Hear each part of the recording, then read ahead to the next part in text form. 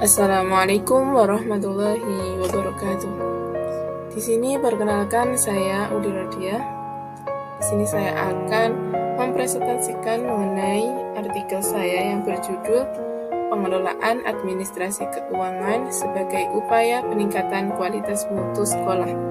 Langsung saja mengenai pengertian manajemen pembiayaan pendidikan. Jadi, manajemen itu dapat diartikan sebagai suatu kegiatan yang memiliki tujuan yang harus dicapai.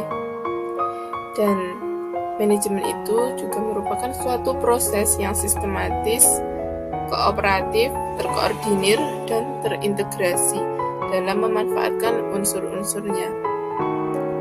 Jadi, manajemen pembiayaan pendidikan itu dapat diartikan suatu proses yang sistematis, kooperatif, dan juga terkoordinir dalam mengelola pembiayaan di suatu institusi.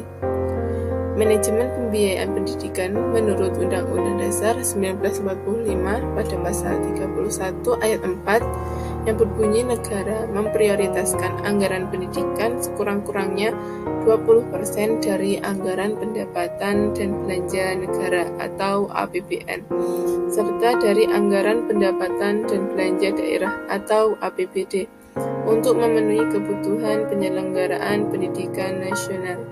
Jadi, pada dasarnya, negara itu telah menetapkan sebanyak 20% dari anggaran APBD dan juga APBN untuk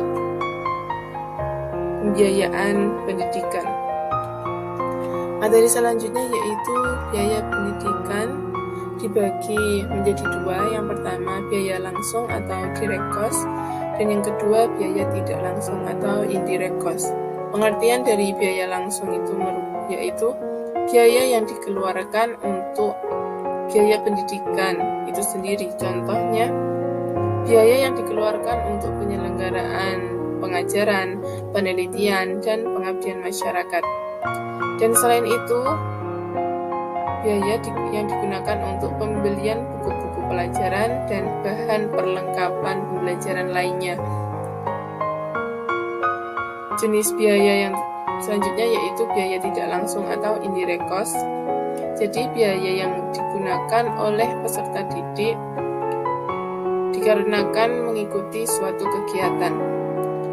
Contohnya, ketika peserta didik harus mengeluarkan uang untuk iuran di dalam sebuah kegiatan ataupun kegiatan ekstrakurikuler. Selanjutnya, prinsip-prinsip manajemen pembiayaan pendidikan ada 7. Yang pertama, prinsip transparansi. Yang kedua, akuntabilitas. Yang ketiga, efektivitas. Yang keempat, efisiensi. Dan yang kelima, penggunaan dana sesuai anjuran pemerintah. Selanjutnya, pengawasan dan evaluasi. Dan prinsip yang terakhir yaitu pertanggungjawaban. Materi selanjutnya yaitu tahap-tahap manajemen pembiayaan pendidikan. Di sini terdapat 5 tahapan manajemen pembiayaan pendidikan. Yang pertama, tahap perencanaan. Yang kedua, pengorganisasian keuangan pendidikan. Yang ketiga, pelaksanaan pembiayaan pendidikan. Yang keempat, pengawasan dalam manajemen pembiayaan pendidikan. Dan tahap yang kelima atau yang terakhir yaitu evaluasi pembiayaan pendidikan. Materi selengkapnya dapat teman-teman baca di artikel. Mungkin cukup sekian presentasi dari saya. Apabila terdapat banyak kesalahan, saya memohon maaf yang sebesar-besarnya. Akhiran, wassalamualaikum warahmatullahi wabarakatuh.